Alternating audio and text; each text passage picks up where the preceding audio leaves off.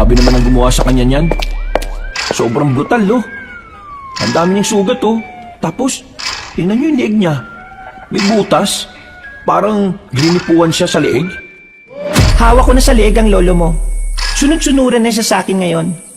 Ipakita ko lang sa kanya ang perlas ng silangan, magiging parang asong takam na siya. Sinabi ko na nga ba eh. Tulog lang ang anting-anting ko kanina. Ngayong gising na ang diwa niya. Ikaw naman ang matutulog ng habang buhay. Hindi ako patataig sa'yo!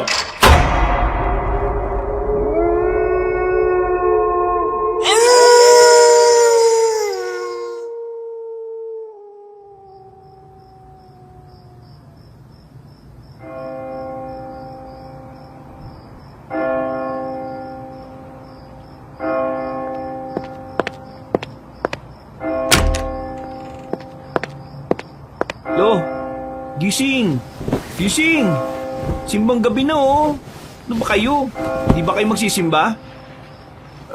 Para lang sa mga taong maraming kasalanan ng pagsisimba. Hayaan mo sila. Matutulog lang muna ako. Hindi po ba kayo kakarmahin sa sinasabi niyong yan? Bakit naman ako kakarmahin? Wala naman akong ginagawang masama. Doon ka na nga muna. Inaantok pa ako Magsimba ka na, Lo. Maya naman kayo. Kilala ka dito sa atin tapos malalaman nila na hindi ka pala malapit sa Diyos. Ano bang hindi malapit sa Diyos? Baka hindi lang nila alam. Madalas kong nakakausap ang Diyos sa panaginip ko. Kaya hindi na rin mahalaga ang magsimba pa. Sige na, kayo na lang. Masaya na akong matulog dito. Total, kayo naman marami kayo kasalanan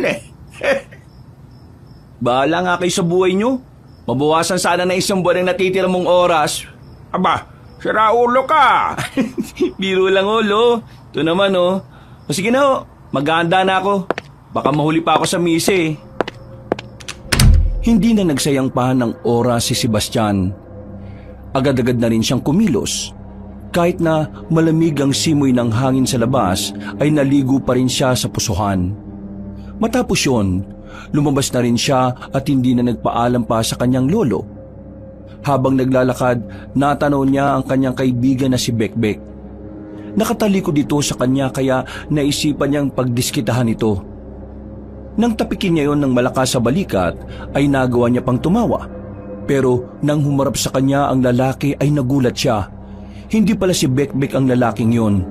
Nakatingin sa kanya ng masama ang lalaki. Para bang anumang oras ay babalyahin siya nito. Ay, naku, pasensya na. Akala ko kasi yung kaibigan ko pasensya no sige o. Ilang minuto lang din naman ay nakarating na rin siya sa simbahan. Kakaunti pa lang ang tao kahit malapit na magsimula ang misa. Pagtingin niya sa gilid, sa wakas ay nakita na niya ang kanyang kaibigan na si Bekbek. Nilapitan niya ito at agad din naman itong nakapag-appear sa kanya. O pre, buti naman nagsimba ka. Pero nasaan si Mang Nolan? Unang simbang gabi ngayon Bakit hindi siya kasama? Huwag ka nalang maingay sa iba Pero kasi tinatamad si Lolo. Tinatamad? Pagkakarinig ko kanina, kailangan siya sa misi. Magbibigay daw siya ng mensahe sa mga kababayan natin.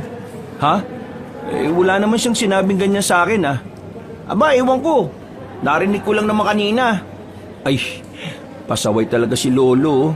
Porque sikat lang akala mo kung sino nang pwedeng maging importante. Pre, siya nga pala. Baka magsimula itong misa. Nabalitaan mo ba yung tungkol dun sa nagwawalang lalaki kagabi? Si Tanoy? Di ba nakulong na yon? Hindi. Nakapagpiansa raw. Hindi naman kasi mabigat yung reklamo sa kanya At saka, may perang pampiyansa. Malakas ang loob kasi, di ba, mayaman ang tatay nun sa kabilang baryo. Ano naman ngayon na meron? Wala naman. Sinabi ko lang. Kasi, nakakabahala Baka mamaya, kung sino-sino lang yung pagtripan niya rito sa atin. Speaking of sira ulo, ayan na si Tanoy. Akalain mo yun, May balak palang magsimba ang demonyo. Napatingin lahat ng taong nandun. Baka sa mukha ng mga residente ang pagkabahala. Ang lalaking si Tanoy kasi ay madalas na gumagawa ng kaguluhan sa kanilang baryo. Pero dahil may mga koneksyon ito, walang sino mang makasaway dito. Kahit ang matandang antingero na si Mang Nolan, hindi rin umubra. Kaya nung mga sandaling yon, bigla na namang nabahala ang lahat. Mukhang gagawa na naman ng gulo rito. Tinamumukha oh. Nagulat na lamang ang lahat nang biglang maglabas ng baril si Tanoy. Gegewang-gewang pa itong pumasok sa loob ng simbahan at kung sino-sino na lang din ang tinutukan. Nang mapunta kay Sebastian ang direksyon ng baril. Oh, Tanoy! Huwag ako! Wala akong kasalanan sa'yo, ha? Ibaba mo yan! Nakikita ka ng Panginoon, no? Natawa na lang ng malakas si Tanoy. Tila wala ito sa tamang kaisipan dahil sa kalasingan at pagiging sabog sa pinagbabawal na gamot. Nanginginig na rin sa takot ang binata. Hindi na rin ito alam ang gagawin. Kung sakali mang tumakbo siya palabas ay nababahala siya na baka bigla naman siyang barilin. Kung kakausapin naman niya ay baka mas lalo lang yung maudyukan. Napapalunok na lamang siya ng laway dahil sa kaba. Hindi magandang biro yan, Tanoy, ha? Masama yan! Ibaba mo yan! Pero sa halip na pakinggan siya nito, ay tinuwanan lang siya ng lalaki. Para itong nabubuang. Marahan siyang lumapit kay Tanoy sa pagbabakasakaling makumbinsi itong ibaba ang baril. Pero mas lalo pang itinutok sa kanya ang armas na naging dahilan para tuluyan ng manigas sa kinatatayuan ng binata. Tanoy! Ibaba mo yan! Hindi maganda yung gagawin mo! Napalingon silang lahat sa pintuan nang dumating ang matandang antingero. Sumimangot ang lalaking si Tanoy. Galit na galit nitong nilapitan ng matandang antingero. Bigla na lamang itong nagpaputok ng baril. Kasunod ng putok ay ang pagtakbuhan ng mga tao. Pati na rin ang biglang pagbagsak ni Mang Nolan. Lo! Maging ang sabog na si Tanoy ay natigilan din. Tila hindi rin ito inaasahan ng ginawa ng sarili. Pero laking gulat na lamang nila nang biglang bumangon ang matandang antingero. Nakangisi ito at tila nagyayabang na pinagpag ang kanyang damit. Hindi ako magiging sikat at gwapong antingero kung sa bala lamang ng baril ng binatang walang kwenta ay mamamatay. Tanoy, matagal na ako nagtitimpi sa mga ginagawa mong kakulitan at kasamaan dito sa baryo natin, ha? Ngayon, tutuldukan na natin ang pagiging maligalig mo. Lo, papaslagin niyo po ba siya? Ay, hindi naman. Tuturuan ko lang siya ng leksyon. Mabilis na lumapit si Mang Nolan kay Tanoy. Babarilin pa nga sana siya nito. Pero dahil sa pagiging antingero, walang nagawa ang hawak na armas ng lalaki. Madali yung naagaw ni Mang Nolan. Hinawakan nito ng maigpit ang kamay ng lalaki at inikot-ikot. Naparay na lamang si Tanoy. Hindi nagtagal, naidapa na ni Mang Nolan si Tanoy. Nagpalakpakan naman ng mga taong nasa simbahan. Nakahinga na lamang ng maluwag ang lalaking si Sebastian. Buong akala niya ay mawawalan na siya ng lolo. Dahil sa ginawa ni Mang Nolan, naging mabango na naman ang pangalan nito sa mga tao. Lalong-lalo na sa mga kababaihan. Parang maiihina sa kilig ang mga kadalagahan. Ang matatandang babae naman ay parang aatakin sa puso sa sobrang kilig. Mga kalugar, igapos yung isang ito at isuko sa kinauukulan. Bilang isang magiting na antingero ng ating baryo, hindi ko hahayaan na may kasamaan na mamamayani sa ating bayang Sinilangan. Abang narito ako, hindi kayo mapapahamak. Napapakamot na lamang sa ulo si Sebastian ng mga sandaling yon. Maatake na naman kasi ang pagiging mayabang ng kanyang lolo. Pero kahit na papaano ay masaya naman siya para sa kanyang lolo. Dahil din naman kasi sa kasikatan na matanda ay naisasalba nila ang kanilang pang-araw-araw. Matapos ang eksenang yon ay kinuha na rin ng mga tanod ang lalaking si Tanoy. Habang nagpapalakpakan ng mga tao, malapad lang ang ngiti ni Mang Nolan. Kakaiba talaga karakas ng lolo mo no? Tingnan mo naman pre, kilig na kilig sa kanya yung mga babae. At parang puputok na yata ang pantog ng mga yan Ewan ko ba? Minsan nga, iniisip ko na baka may ginagamit si Lolo na gayuma sa mga babae. Kasi kung ako yung babae, hindi ko magugustuhan si Lolo eh. Hindi naman di siya gwapo. Ang sabihin mo, inggit ka lang kasi mas marami pang chicks si Mang Nolan kaysa sa'yo. Bakit naman ako maiinggit eh? Gwapo ako kaysa sa kanya, no? Yun na nga eh, mas gwapo ka pero walang napansin sa'yo. Ay nako, kaibigan ba talaga kita? O magsisimula na ang misa oh. Hanep, parang wala lang nangyari ah. Hindi nagtagal, dumating na rin ang pari at ang ilan pang miyembro ng simbahan. Hindi na pinagtuunan ang ginawa ni Tanoy. Walang nakapigil sa unang simbang gabi. Habang nasa kalagitnaan ng misa, narinig niyang tinatawag na ng pari ang kanyang lolo. Pero hindi yun lumapit sa harapan. Sa pag-aakalang nasa labas lang ang antingero, lumabas sandali si Sebastian para hanapin ang lolo niya. Sinilip niya ang madidilim na parte ng paligid ng simbahan. Hindi niya inaasahan na makikita niya ang matandang si Nolan na may kaharutan na babae. Agad niya yung nilapitan. Nagmamadali namang makalis ang babae na tila ba nahihiya. Pambira naman kayo. Kanina pa kayo hinahanap ni Father tapos nakikipaglampungan lang pala kayo rito. Ikaw ang pagbihira. Sinira mo yung moment ko eh. Nandun na eh. Hindi po ba kayo nahihiya? Nasa simbahan kayo tapos gumaganyan kayo? Ay, nasa labas ako ng simbahan para lang sa kaalaman mo. Pumasok na kayo sa loob, tinatawag na kayo. Kayo na magsasalita doon, no? Hindi pwede. Ho? Anong hindi pwede? Tinatawag ka na nga ni Father Erning. Basta, ayoko. Gagamitin niya lang naman ako eh. Ang maigi pa, umuwi ka na lang sa bahay at matulog. Hindi ako papasok sa simbahan na yan kung si Erning ang pare. Ibalik niyo si Pablo at saka ako magsisimba. Lumipat na nga po ng simbahan si Father Pablo. Kulit nyo naman, Lu eh. Hindi na nagpapilit pa ang matandang si Nolan. Sumakit na ang ulo ni Sebastian pero hindi niya nakumbinsi ang kanyang lolo. Bumalik na lamang siya sa loob. Makalipas lang ang 10 minuto, natapos na rin ang misa. Dumiretso na agad siya ng uwi. Sasapit na ang liwanag noong mga sandaling yon. Inabutan niya ang kanyang lolo na abala sa pagbabasa ng isang lumang libro. Seryosong matanda, pero nilapitan niya ito at binigyan ng pagkain na nabili sa harapan ng simbahan. Oh, ano na naman yung binabasa niyo, Lo? Mga kaalaman patungkol sa mga mababangis na nilalang. Ho?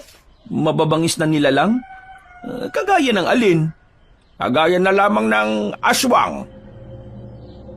Natameme na naman ng lalaking si Sebastian nang marinig ang sinabi ng matanda. Naalala na naman niya kasi ang isang pangyayari na hindi niya sinasabi sa kanyang lolo. Naramdaman na lamang niya ang pagtindigan ng kanyang balahibo. Ganun na ganun ang kanyang pakiramdam nung unang beses na makakita siya ng aswang sa kagubatan. Hoy, sabi ko, timpla mo ako ng kape. Tulala ka na naman dyan. Ano na naman bang napasok sa kukote mo, ha? Oh, wala ho. Inaantok lang ho ako. Ay, sige na. Timpla mo na muna ako ng kape. Agad namang nagtungo ang binata sa kanilang maliit na kusina sa labas ng bahay. Iniisip pa rin talaga niya ang babaeng nilalang na pangit ang mukha. Yun ang nilalang na nakita niyang lumalapa ng buhay na baka. Napapailing na lamang si Sebastian dahil gusto na niyang alisin sa isipan niya yon. Pero kahit na anong gawin niya, hindi niya naman mabura-bura. Wala siyang lakas ng loob na sabihin yon sa kanyang lolo. Bilang apo kasi, ayaw din naman niyang makaharap ng kanyang lolo ang mga ganoong klase ng nilalang. Masyado siyang nag-aalala sa kapakanan na matanda. Kahit na may mga napatumba na rin naman itong mga aswang na maraming taon na ang nakalilipas.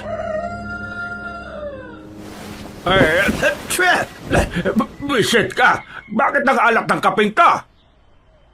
Napakamot na lamang sa ulo ang binata nang mapagtanto na asin pala ang nailagay niya sa kape sa halip na asukal.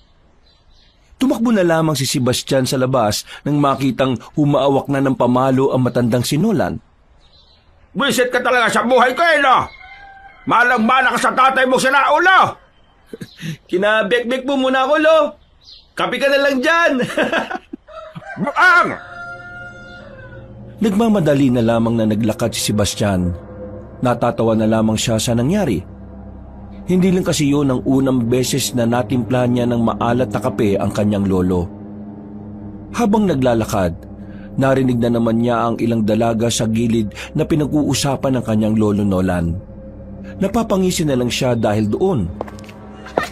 Pambihira. Kilig na kilig talaga sila kay lolo Lakas ng sex appeal ni lolo kahit kulubot na. Napatigil siya sa kanyang paglalakad nang makita niya ang lalaking si Cardo. Isa itong tindero ng taho. Kada umaga ay dumadaan yun sa kanilang baryo. Naisipan niyang bumili para sana yun na lang ang kanyang agahan. Paglapit niya, ngumiti agad sa kanya si Cardo na parabang matagal na silang magkakilala. Naku, taho, wala na, ubus na. Ay, ganun? Sayang naman. Gusto ko pa naman sanang bumili. Malakas kasi talaga ang bintahan ngayon lalo na't simula na ng simbang gabi. O sige, nasusunod na lang. Ay, sandali. Oh, bakit? Lolo mo yung magiting na antingero, di ba? Magiting na, babaerong antingero pa. Ano, paano mo siya nakilala? Kung pwede lang, iabot mo ito sa kanya.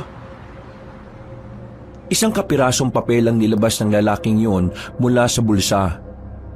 Hindi na muna binasan ni Sebastian kung ano ang nakasulat doon. Pero napapaisip siya ng mga sandaling yon. Oh, Para saan to? Nautusan lang akong ipabigay yan. Ibigay mo sana sa kanya ng mas maaga. Kailangan niyang mabasa ang nakalagay dyan O sige, maraming salamat Naglakad na ang lalaking si Cardo na bitbitang wala ng laman na lalagyan ng taho. Sa halip na puntahan ng kaibigang si Bekbek, nagmamadali na lamang siyang bumalik na kanilang bahay.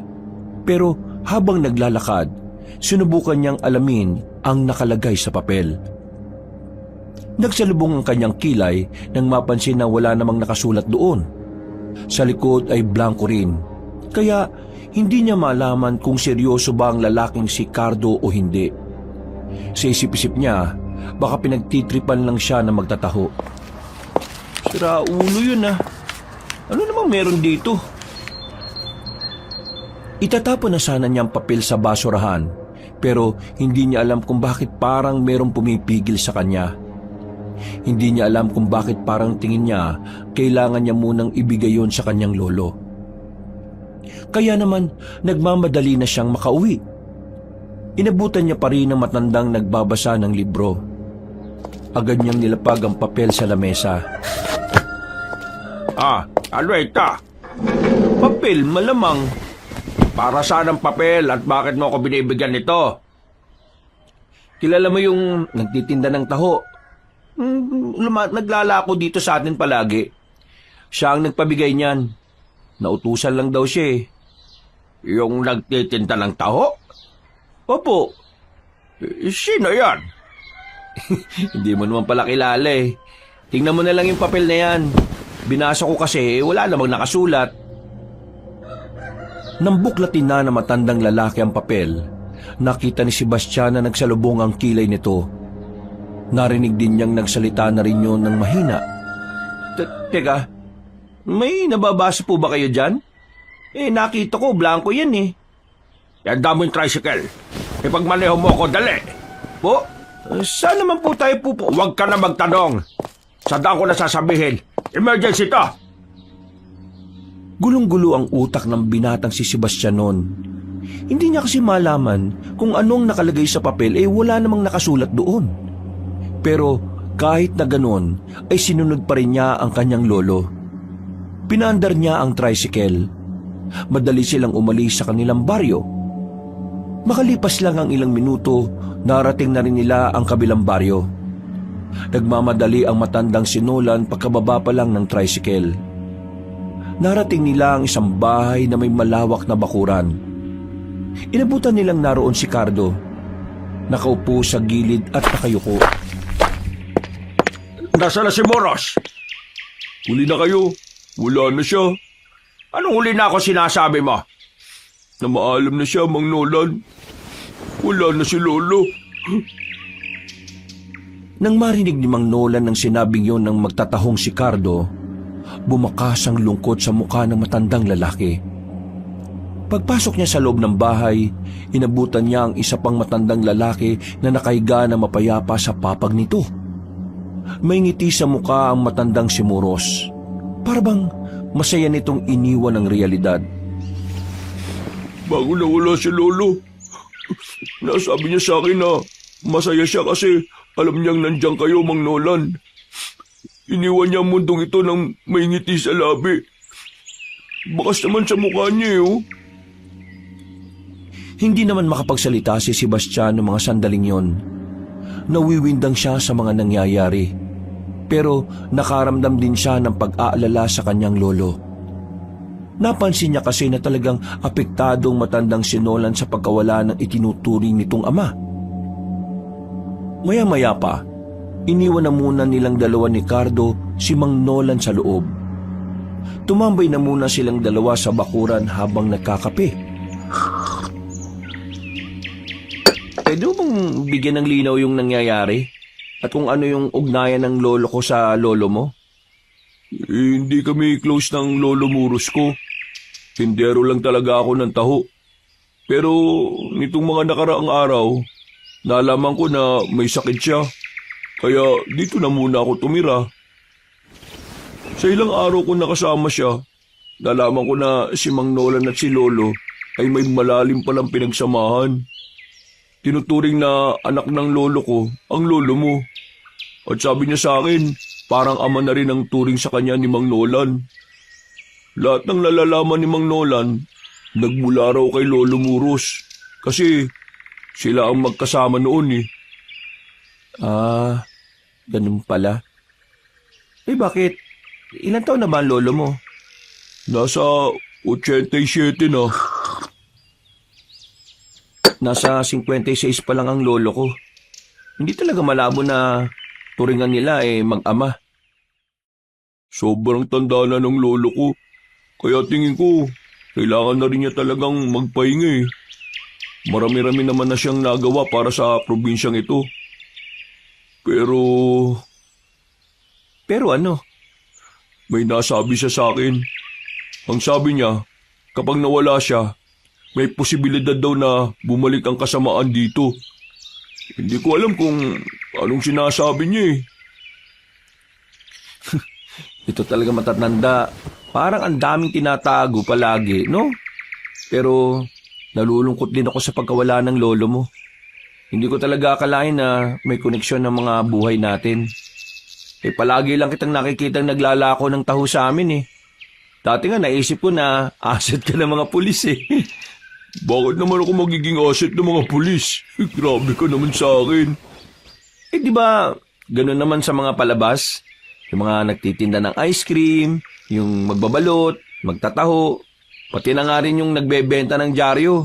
Bigla-bigla na lang maglalabas ng baril kapag napatrouble na. Grabe naman yung imahinasyon mo, pampelikula. Pwede ka na maging direktor siguro ng isang pelikula eh. Di naman ako nakapagtapos ng pag-aaral kaya malabo mangyari yan. Pareho pala tayo. Hindi rin kasi ako nakapagtapos ng pag-aaral eh. Lintik kasi mga aswang yan. Mga ano? Mga aswang? Oo, mga aswang. Sila ang dahilan kung bakit hindi ako nakapagtapos ng pag-aaral eh. Bakit? Anong nangyari? Anong connect? Nung high school ako, pinagpapapas lang nila yung mga guru namin na naiwan sa school para magbilang sa boto ng mga tao nung eleksyon. Nung namatay ang mga guru namin, halos lahat ng magulang natakot ang papasukin ng mga anak nila. Sa lugar namin, Yun lang ang pinakamalapit na paaralan eh. Kaya yun, huminto na muna ako. Tapos, nung nasubukan ko magtrabaho, hindi na ako nakabalik sa pag-aaral. Ang sarap kasing kumita eh. Pero, nakakainis pa rin talaga. Mga visit na aswang na yun. Perwisyo. Nakakaawa yung mga teacher namin eh. Mga salot talaga sila. Pero, nakakakilabot din. Oo, alam ko yung kinukwento mong yan. Nabalitaan ko yan noon sa isa sa mga kaibigan ko eh. Pero, tanong ko lang, anong nangyari sa mga aswang? Malamang, hindi naman sila nahuli. Ang sabi pa nga ng mga pulis noon, tao raw ang pumaslang sa mga teacher at principal namin. Hindi sila naniniwala na mga aswang ang dumali. Eh kasi naman, nung panahon na yun eh, hindi pa naman talamak ang aswang. Parang yun yata yung unang kaso ng aswang sa probinsya natin. Kakatakot. Kung hindi sila nahuli nun, siguradong hanggang ngayon eh nabubuhay pa rin sila. Ang sabi nga sa akin ni Lolo nung nakaraan, buhay pa nga raw ang mga aswang. Naghihintay lang daw ang mga yun ng tamang pagkakataon. Kung sakaling bumalik sila at itong lugar na ito ang unang puntahan, anong gagawin mo? Malamang papatayin ko sila. Dahil sa kanila kay nagbago takbo ng buhay na karamihan sa amin eh. Hindi ka natatakot? Bakit naman ako matatakot? Kung sabi sa akin ni Lolo, hindi naman uubra sa mga tao yung mga aswang-aswang na yan. Napatangon na lamang si Sebastian ng mga sandaling yon. Kahit na papaano, nawala ang kanyang pagkabahala sa sinabi ni Cardo. Bumuntong hininga na lamang si Sebastian. Pero pilit na lang niyang inaalis sa kaisipan niya ang tungkol sa mga nilalang na yon. Nalalapit na kasi ang Kapaskuhan at gusto niya na sa okasyon na yon nakalaan ang kanyang atensyon. Maya-maya lang din ay lumabas na rin ang kanyang lolo. Sandaling kinausap nito si Cardo. Pagkatapos ay sumakay na rin sila sa tricycle at umuwi. Tahimik lang ang kanyang lolo ng mga sandaling yon. Kaya naman, hindi na niya ito tinanong pa ng kung ano-ano. Hinayaan na lamang muna niyang mapag-isa si Mang Nolan. Mabilis na lumipas sa mga araw.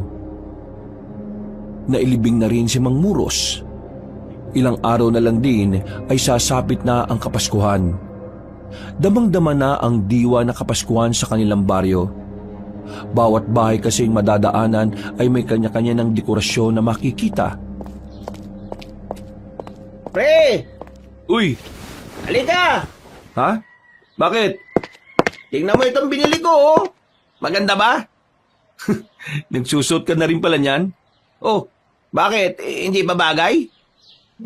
Bagay naman. Para kang nakabalot sa suman eh. Ang sikip sa katawan mo. Para ka naman talagang sira, oh. Kahit nakailang ka talaga. Ay, teka. Ano nga palang balita sa papasukan mong trabaho? Hindi ako natuloy, eh. Bakit? Akala ko ba ayos na yun? Anong ayos na? Biglang nagsara yung factory. Ang chismis natakot daw sa aswang. Ewan ko ba kung sino na namang nagpauso ng kwentong aswang na yan. Matagal nang wala yung mga aswang eh. Pati tuloy yung trabaho ko na sana, nawala pa. Aswang na naman. Na naman? Wala. Ano palang balak mo ngayon? Di ko nga alam eh. Baka hintayin ko na lang muna siguro matapos yung taon na ito. Ilang araw na lang din naman.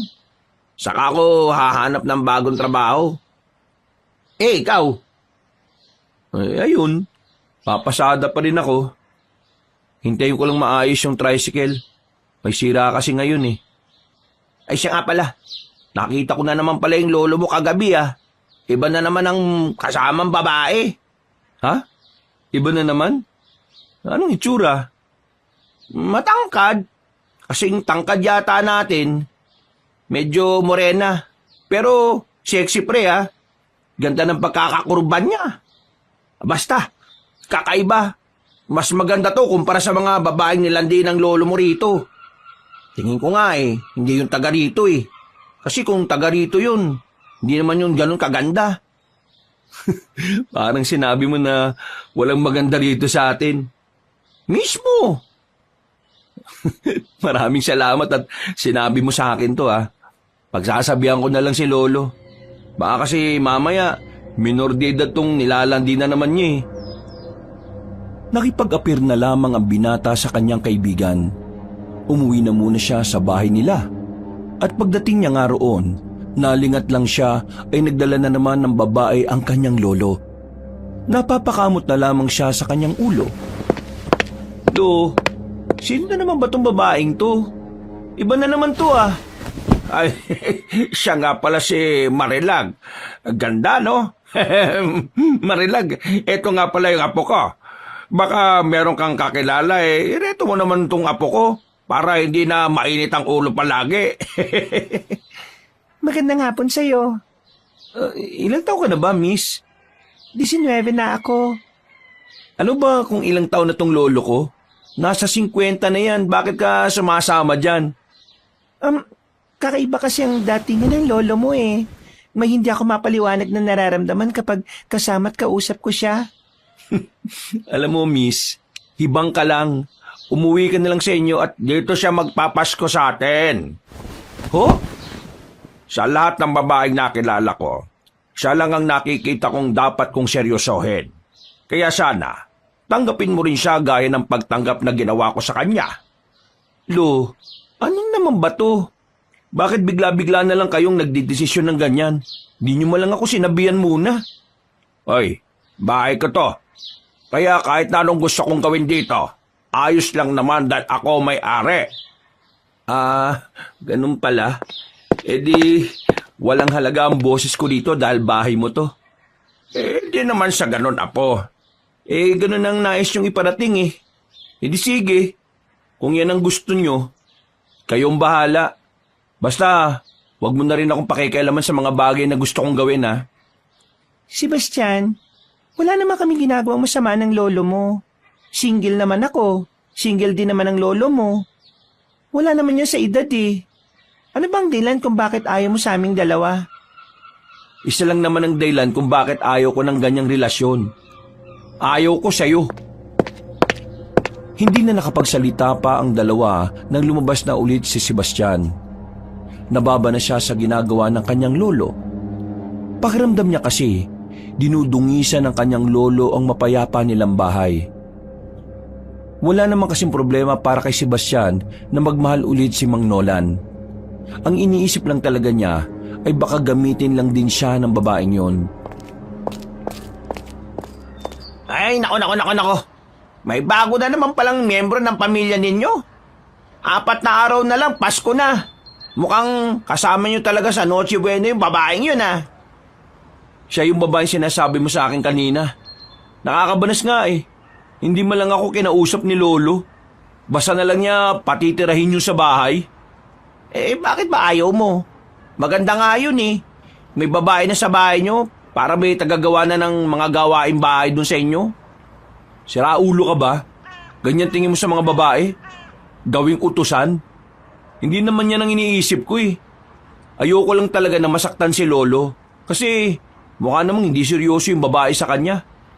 Alam yata ng babae na yun na mapera si Lolo kasi nga sikat siya dito sa atin at marami siyang natutulungan.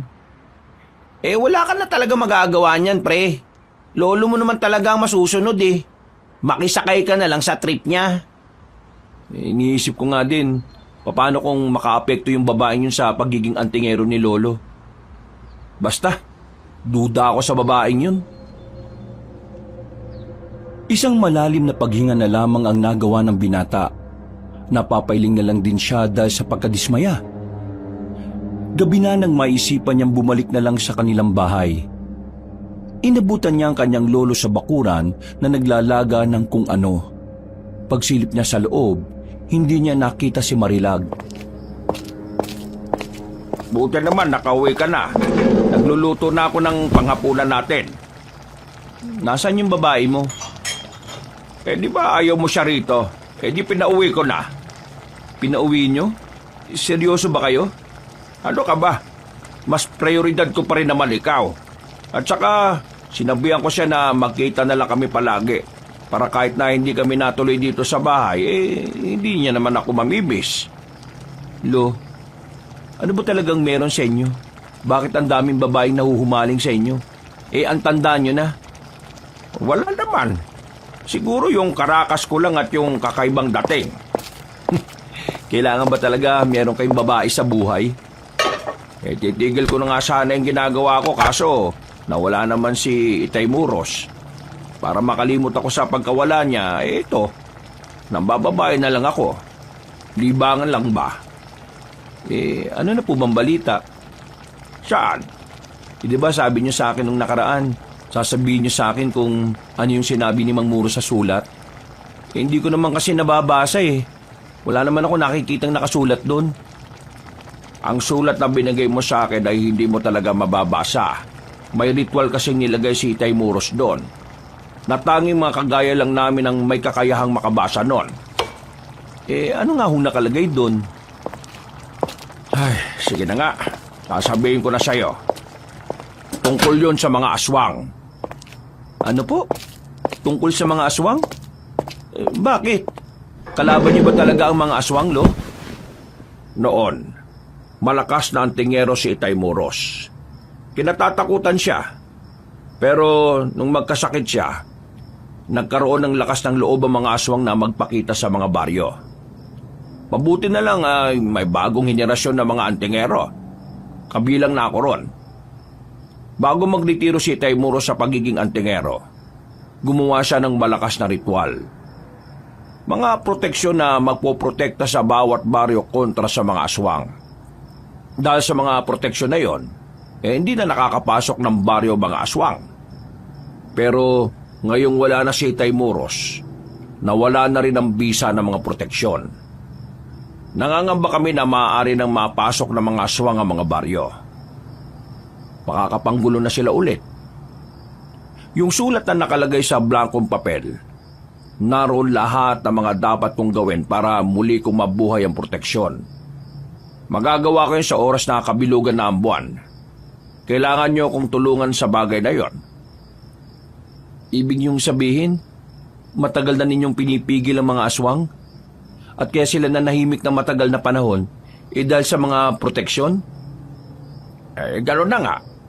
Naganap lang sila ng tamang pagkakataon para muling magparamdam at maisagawa ang mga plano nilang naudlot noon. Kung ganun, delikado pala ang buhay ninyo. Matagal na namang delikado ang buhay ko. Hindi lang halata dahil puro babae ang inaatupag ko. Lo, dapat talaga huwag ka muna mambabae. Kasi nadadamay lang yung babae mo sakaling puntirihin ka na rin ng mga aswang. Isa pa, makakagulo lang ang pambababae mo sa pagiging antingero mo. Alam mo, Apo, sa bagay may tama ka dyan. Pero ang sarap kasi kapag may babae ka kaya ayos lang Kaya ko namang ipagsabay. Tumawa lang na malakas sa matandang si Nolan. Napanganga na lamang si Sebastian sa pinapakita ng kanyang lolo. Seryoso na kasi ang kanilang usapan pero bigla na lang naging siraulo ang matanda.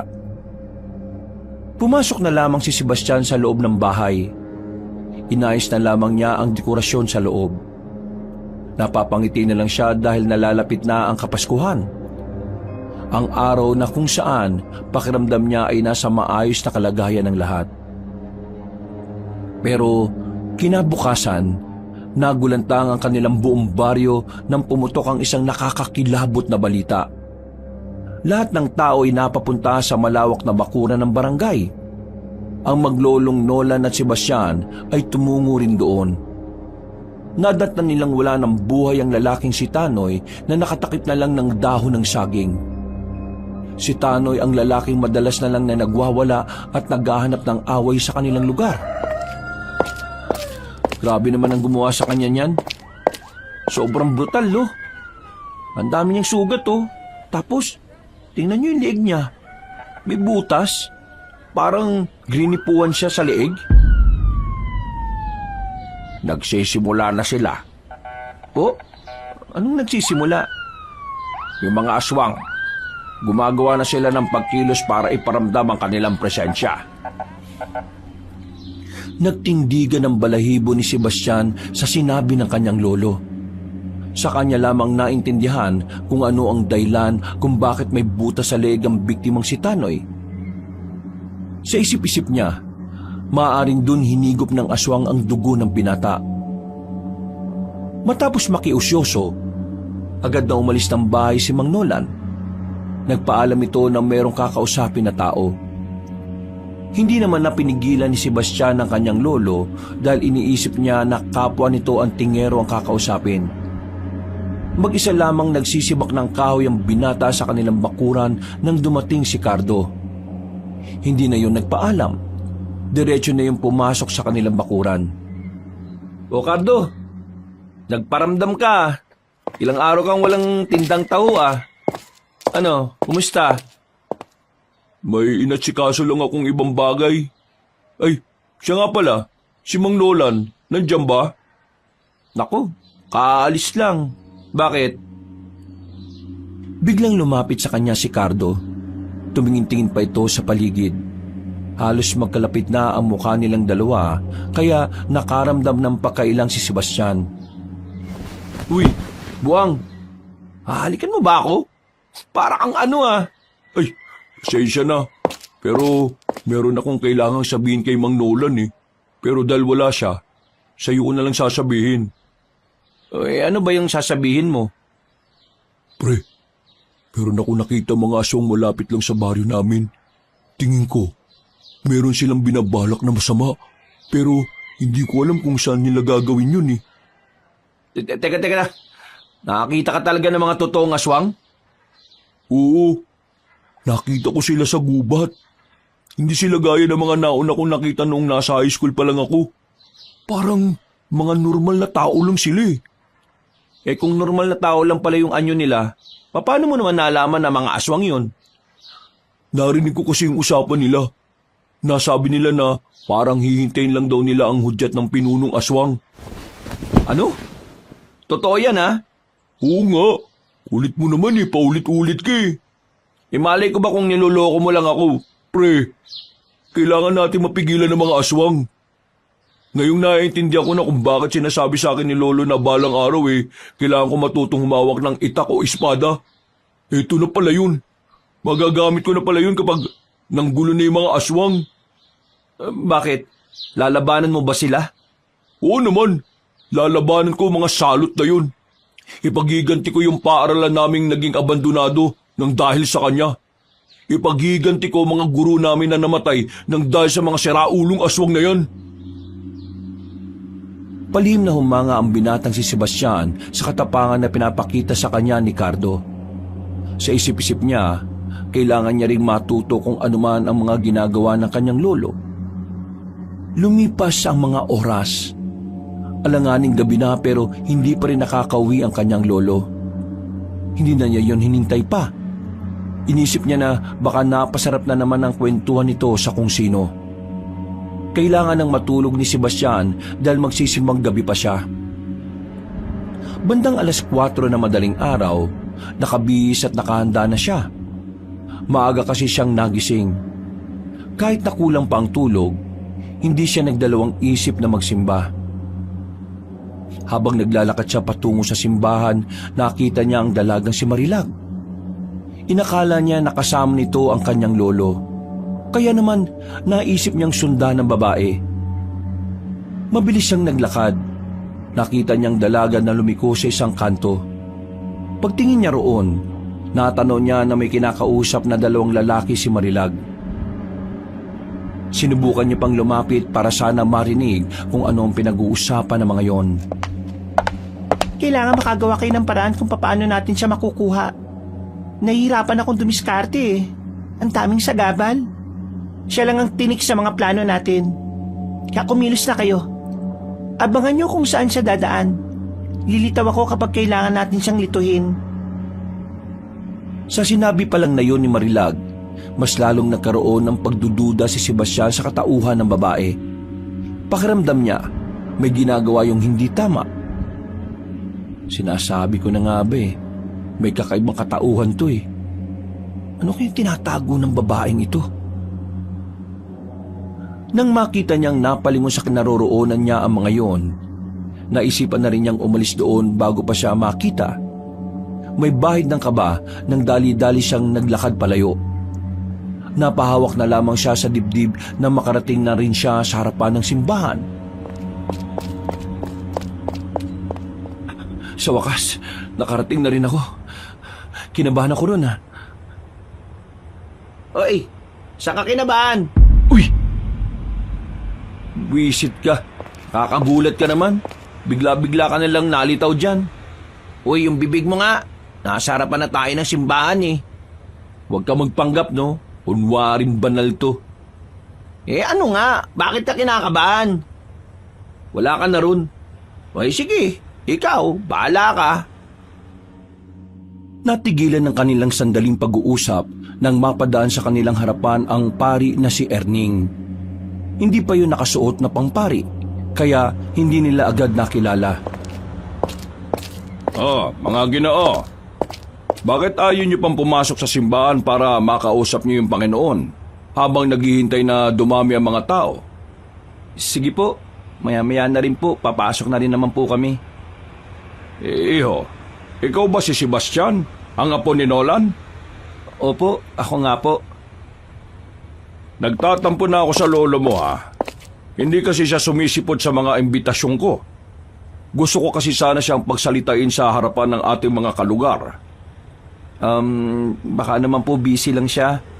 Pero sigurado po ako, kapag hindi na siya abala, dadalo naman po siya. Ay nako, sana nga. Gusto ko lang kasing bigyan ng pansin ang ginagawa niyang kagitingan. Pinoprotektahan niya kasi ang baryong ito laban sa mga masasamang elemento. Huwag po kayong mag-alala, Father. Kapag nagkausap po kaming dalawa, sasabihan ko po talaga siya at kukumbinsihin ko. Ay nako, maraming salamat naman kung ganon. Tinapik na siya sa balikat ng paring si Erning. Ngumiti yun bago sila iwang dalawa. Alam mo, parang may kakaiba sa bagong pari natin eh, no? Paano kakaiba? Ewan ko rin. Basta, parang may ewan. Ewan ko nga sa'yo. Pumasok na lamang sila sa loob ng simbahan. Maya-maya pa ay nagsimula na rin ang misa. Naging payapa ang mga sandali hanggang sa matapos. Paglabas ni Sebastian, nakita niya ulit ang babaeng si Marilag na nanggaling sa gilid ng simbahan. Wala siyang ideya kung ano ang ginawa ng babaeng yun doon. At para bang hindi siya nito nakita dahil sa dumaan naman ito sa kanyang harapan. Nagduda ang binata. Sa pagkakaalam niya kasi, ang babaeng yun ay hindi naman talaga taga-baryo nila. Sinubukang sundan ni Sebastian ang babae, pero tila nararamdaman yata nito na nakabuntot siya. Bigla na lamang kasing lumiko sa isang iskinita si Marilag at naglaho na lamang na parang bula. Oh, saan kayo napunta yung isang yun? Napakamot na lamang sa ulo ang lalaking si Sebastian. Hindi na niya nahagila pa ang babae kaya minabuti na lamang niyang umuwi sa kanila. Pagdating niya sa bahay nila ay inabutan niya si Mang Nolan. Naguhugas na ito ng kanyang itak na nabahira ng dugo. Nanlaki ang mga mata ng binata nang makita yon. Natataranta itong lumapit sa kanyang lolo. Lo, sinong tinaga niyo? Buang! Hindi ho, seryoso ako sa tanong ko. Sinong tinaga niyo? At bakit may nilusob namin ng mga aswang sa isang kubo sa gubat ng Rosario? Napatay namin ng 2, pero marami pa rin ang nakatakas. Nakalaban niyo mga aswang? Teka, seryoso ba kayo? Sebastian, apo, mag-iingat ka tuwing aalis ka, ha? Hindi kita mababantayan palagi, kaya sana kaya mong ipagtanggol ang sarili mo. Bukas ng gabi aalis ako, kasama ko si Cardo. Meron kaming pupuntahan ng mga kakilala namin at meron din kaming ikukumpirma kung aswang ba o hindi. Si Cardo, kasama niyo? Lo, gusto ko rin sumama. Mapanganib, dumito ka na lang sa bahay. Pero bakit sige na? Sumunod ka na lang sa akin. Komplikado ang lahat. Hindi na nakaalma pa ang binata. Sinunod na lamang niya ang sinabi ng kanyang lolo. Hanggang sa bago siya matulog, naiinggit pa rin siya kay Cardo dahil yun ang kasama ng kanyang lolo. Pero sa kabilang banda, pinapalagay na lang niya na mas mainam na ring hindi siya sumama. Nang sa ganun ay walang naging pabigat. Kinabukasan ng umaga, nagising na lamang si Sebastian dahil sa naririnig niyang tinig ng babae sa labas. Butit gising ka na. Halika, sabayan mo na kaming kumain. Bakit nandito na naman yan? Maganda umaga sa iyo, Sebastian. Tiningnan niya na maigi ang babae. Tinitigan niya yon sa mata. Mula nang makita niya yung may kausap na ibang lalaki, mas lalo talagang nag-iba ang tingin niya roon. Malakas talaga ang kanyang hinala na merong hindi sinasabi ang babae. Bagay na gusto niyang alamin. Hindi na lamang pinansin ni Sebastian si Marilag. Hindi na niya yon pinaalis. Naisip niyang mas maiging naroon ang babae para mas maobserbahan niya ang kilos nito. Sa mga sumunod na sandali, naging normal lang naman ang pakikitungo sa kanila ng babae. Kaya naman, tila naguguluhan ng binatang si Sebastian kung ano nga ba talaga ang gustong ipahiwatig ng babae. Bandang hapon, nagpaalam na rin si Marilag sa kanila. Tahimik lang ang binata pero ang totoo, binabalak na niyang sundan ng babae. Nang matanaw niyang medyo nakakalayo na yon, nagmamadali siyang lumabas ng bahay. Sunundan nga niya si Marilag. Sa kakasunod niya, hindi na niya namalaya na unti-unti na pala siyang nakakalayo ng kanilang baryo. Sa kaya'y punta ng isang ito? Hindi ko alam. Uy, wisit ka. Bakit mo ko sinundan? Nakita kitang sinusundan mo si Marilag eh. Ikaw Buang. Nagdududa na kasi ako sa kanya eh. Kaya susundan ko siya para malaman kung anong tinatago niya. Tara, sundan na natin siya. Sasama ka talaga?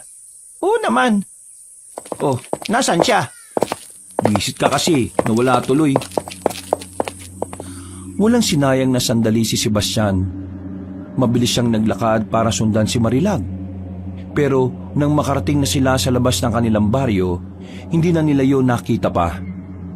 Tinapik na lamang ni Sebastian ng malakas ang kanyang kaibigan.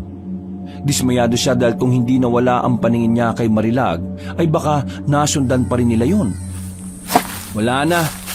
Dapat kasi kung sinundan mo ko, hindi mo na sana pinaalam eh. Tingnan mo naman kasi nangyari oh. Nawala sa paningin ko. Paano ko malalaman ngayon kung saan siya nakatira?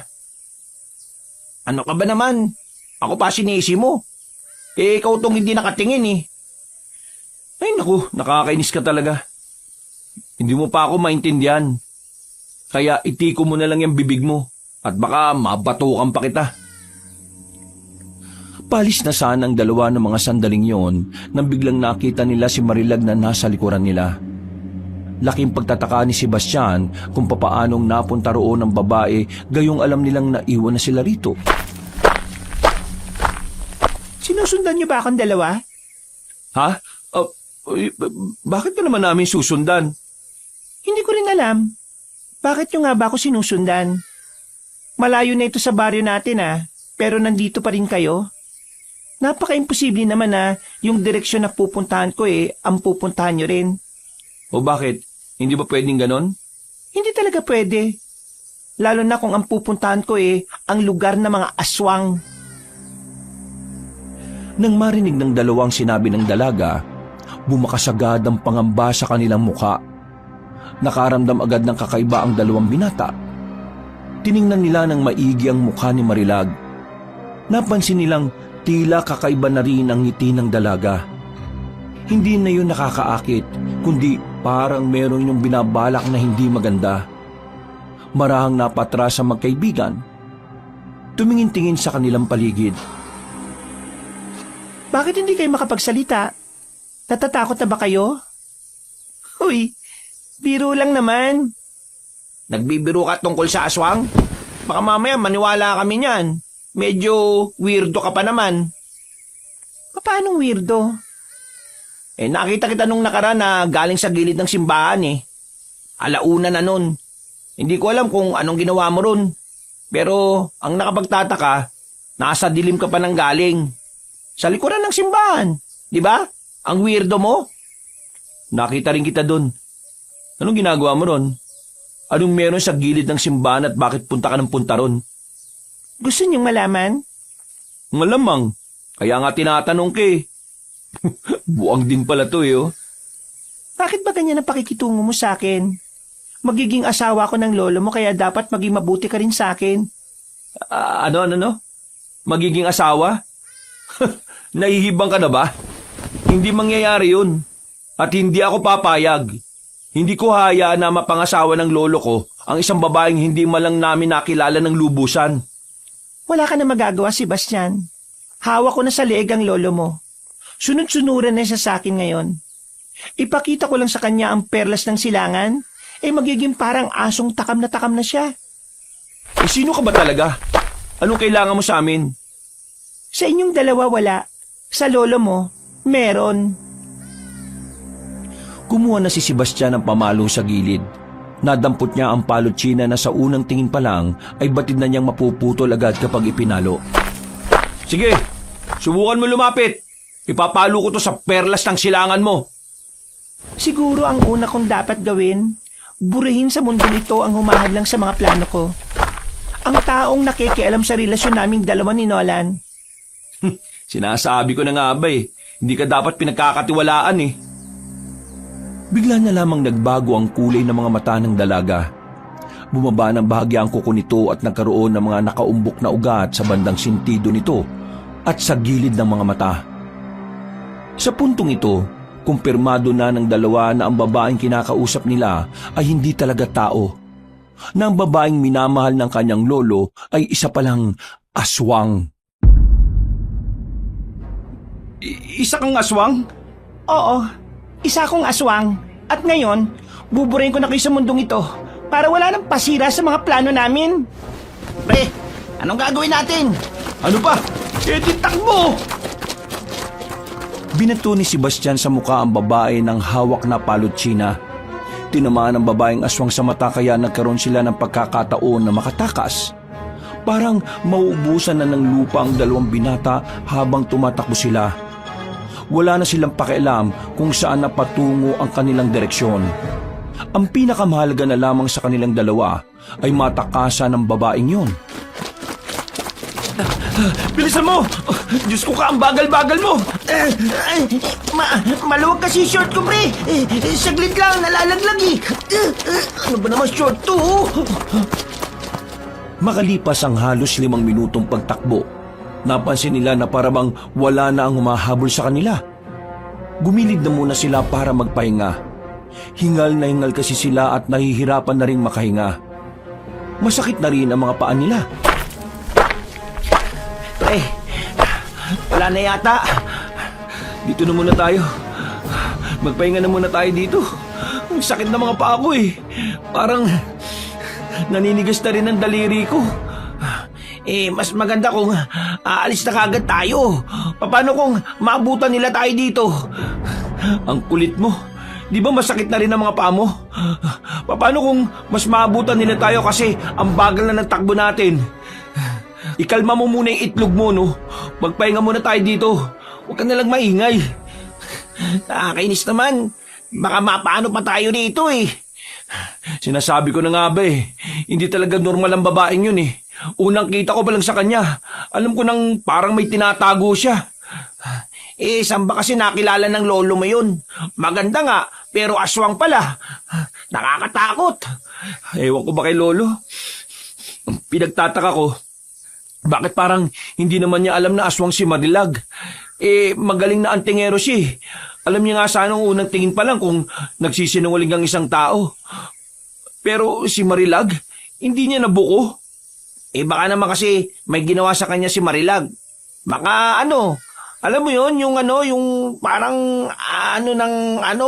yung puro ka eh. Anuhin kita dyan eh. Yung gayuma. Oo, yun. Baka ginayuma niya lolo mo. Gayuma? Kaya ba ng aswang yun? Oo! Nakakagawa ng panggayuma mga aswang. Yan kasi, di ka kasi nagbabasa ng mga tungkol sa kanila eh. Kung nagayuma nga nila si Lolo, malaking problema to. Kaya pala hindi mo lang pinapakinggan ni Lolo yung opinyon ko. Kaya pala parang bulag na bulag siya. Ang problemahin natin ngayon kung paano tayo makakalis dito. Diyos ko, nandito na tayo sa hindi natin alam. Wala pang dumadaan na sasakyan. Bakit ba kung kailan kailangan natin ng masasakyan saka naman walang masakyan tong mga to? Kapag hindi naman natin kailangan, nagkalat lang sila. Ganito yung sa pelikula eh. Parang sinasadya tong mga nangyayari sa atin. Nako, huwag ka na nga munang maingay. Nag-iisip ako eh. Bumuntong hininga ang binatang si Sebastian. Nang maramdaman nilang kaya na nila ulit tumakbo, saka na sila nakaisip na lumabas ulit. Pero hindi pa man sila nakakalayo, bigla na silang hinarang ng babaeng si Marilag. At sa pagkakataong yon ay mas nakakatakot na ang itsura ng babae. Naglalawa na ang tumutulo nitong laway. Mukha na talaga itong halimaw. Paano mo kami nasundan dito? Kahit na saan kayo magpunta, mahahanap ko ang amoy ninyo. Mas malala pa pala sa ilong ng aso yung ilong mo eh. Hindi na kayo makakatakas ngayon. Pre, handa mo ang sarili mo ah. O bakit? May magagawa pa ba tayo dyan? Akong bahala sa tukmol na yan. Hindi nagtagal, gumapang na palapit sa kanila si Marilag. Lakas loob na sinipa ni Sebastian ang mukha ni Marilag. Nang tamaan yon sa panga, ay agad yung nakaramdam ng hilo. Hindi nagsayang ng sandali si Sebastian. Nilapitan niya ulit ito at saka sinuntok ng malakas sa mukha. Hindi pa nakontento ang binata. Kinurot niya sa singit ang babaeng aswang. Nang amuyin niya ang kanyang daliri, halos mahilo-hilo siya sa sobrang baho. Parang mas mabaho pa ito sa baryo piyesta na Bagoong. Hindi ka ba naguhugas ng singit mong aswang ka? Ang baho! Pwisit ka? Kinigigil mo talaga ako eh. Ikaw na lang nakikiamoy, nagrereklamo ka pa. Takbo na! Karipos na naman ng takbo ang dalawang binata. Lumabas na sila sa kagubatan. Nasa kalsada na sila sa pagbabakasakali na may makakita sa kanila. Pero nung hapon na yon, tila hindi umaayon sa kanila ang panahon. Para bang kinakapitan sila ng kamalasan dahil kahit isang sasakyan ay walang lumilitaw. Makalipas ang ilang minutong pagtakbo, napansin nilang malapit ang sumapit ang kinagabihan. Unti-unti nang kumakagat ang kadiliman. Sandali! Sandali naman! Inihingal na ako eh! Sandali, uy! Pahinga kaunti! Hindi tayo pwede magpahinga. Baka mabutan na niya tayo. Tambira naman oh. Kanina, ikaw gusto magpahinga. Ngayon, ako ayaw mo. Ay naku, bahala ka dyan. Mauna na ako. Uy! Sandali naman! Kahit na masakit na ang mga paa, hinihingal at parang hindi pa rin makahinga, pinilit nilang makatakbo. Maya-maya pa, meron na rin silang narating na tindahan. Nakahinga sila ng maluwag dahil may mga tao roon. Nakahingi na lamang sila ng tubig. Mabuti na lang at mababait ang mga nasa karinderya. Pre, kung sabihin kaya natin sa kanila na inaabol tayo ng babaeng aswang. Tingin mo, maniniwala kaya ang mga yan? Baka mamaya iisipin pa ng mga yan na nababaliw tayo o may sira tayo sa ulo. Nasaan na ba tayo? Hindi ko na alam tong lugar na ito eh. Sabi nung isa, malapit na to sa Barrio Rosario. Ngayon ko lang narinig ang baryong yun ah. Sa pagkakaalala ko, yung baryong yun doon galing sila lolo kagabi. Pero sa gubat doon ng Rosario, may pinaslang silang aswang. Kung ganon, baka meron dito mga aswang, pre. Uy, shh! Huwag kang maingay. Baka marinig nila tayo. Ano naman kung marinig tayo? Paano kung isa sa mga yan aswang? Di napukaw pa natin ang atensyon nila. Ay, oo nga no. Sorry. Manahimik ka na nga lang muna dyan. Paghihintay tayo ng pwedeng mapakiusapan para makasakay tayo. Bumuntong hininga na lamang si Sebastian. Kahit na papaano ay nabawasan na rin ang kanyang kaba. Pero sa isip-isip niya ay kailangan niya makabalik sa bahay nila bago umalis ang lolo niya. Makalipas ang mahigit 1 oras, meron na ring dumaan na tricycle sa harapan. Nagmamadali silang lumapit doon. Mabuti na lamang ay may dala rin silang pera para madali nilang makumbinsi ang driver na ihatid sila. Nasa 20 minutong biyahe lang ang kanilang tinahak. Hindi nagtagal ay nakabalik na rin sila sa kanilang baryo. Pasado 7:00 na noon kaya nagmamadali na siyang makauwi sa kanila. Pagdating nila sa bakuran, inabutan niya si Mang Nolan at si Cardo na papalis pa lang. Oh, saan ka ba nagpunta? Kanina pa kita hinihintay ah. Pre, parang dami niyong pinagdaanan ah. Ang dumi ng paa niyo oh. Lo, may kailangan kayo malaman tungkol kay Marilag. Ay, ano na naman ba yan? Sinundan namin kanina si Marilag, Lo. Nalaman namin na aswang siya. Tapos? Anong audit? Anong o tapos? Ano pang nalaman mo? Bakit parang hindi ka malang nagulat, Lo? Alam mo ba kung anong pinagdaanan namin para lang makatakas sa babaeng yon? Ang dami naming niligpasan na puno sa gubat. Nakatapak pa kami ng kung ano-ano pero tiniis namin para lang makabalik at masabi to sa'yo. Tapos, ganyan lang ang reaksyon mo? Parang wala lang? Tingin mo talaga ang isang sikat at magaling na antingero na kagaya ko walang malalaman o manhid sa katauhan ni Marilag? Ho? Anong ibig niyo sabihin? Alam ko kung anong klaseng nilalang si Marilag. Nung una pa lang, alam ko na. Anong sinabi niyo? Ang dahilan kung bakit ko siya pinatulan ay dahil gusto kong makakuha ng impormasyon sa kanya tungkol sa pinuno ng mga aswang na hindi namin kilala. Iba kasi ang pinuno ng mga aswang ngayon. At yun sana ang gusto kong malaman para malaman ko rin kung gaano kahirap kalaban ang pinuno nila. Ibig sabihin, hindi totoong gusto mo siyang maging asawa? Hindi. Kaya ko lang naman siya gustong patirahin sa bahay natin dahil gusto kong mas maobserbahan ko siya. Pero napagtanto ko na mas mainam na hindi mo siya kasama sa bahay dahil baka madamay ka pa. Ngayon, mukhang hindi na siya babalik dito kasi nakatakas ka Alam niyang sasabihin mo sa akin to. Kaya wala na akong pagkakataon na malaman kung sino ang pinuno nila.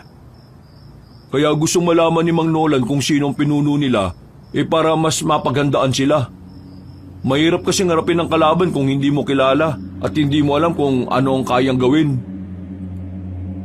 Tila nakaramdam ng pagkapahiya ang lalaking si Sebastian. Sa halip kasi na makatulong ay tila mas naging komplikado pa ang lahat. Napapailing na lamang si Mang Nolan. Dismayado ang mukha nito.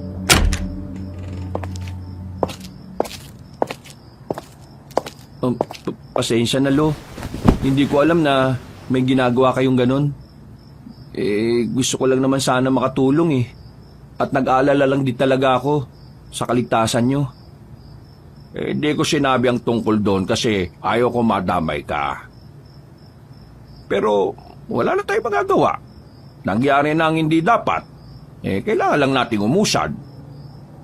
Lo, gusto ko pong sumama sa inyo. Delikado rito, Apo. Pwede kaming mapalaban ngayong gabi kahit iba ang lakad namin. Hindi lang ang lakad nyo. Gusto kong sumama sa mga ginagawa ninyo. Hindi mo naiintindihan. Mapapahamak ka lang. Gusto ko makabawi sa pagkakamaling nagawa ko ngayon, Lo. Kung pwede sana pagbigyan nyo ako. Mang Nolan, tingin ko dapat mo ring pagbigyan si Sebastian. Kasi tingin ko mas maganda kung matututunan niya rin yung mga ginagawa ninyo. Kasi hindi naman habang buhay nandiyan ka para protektahan siya.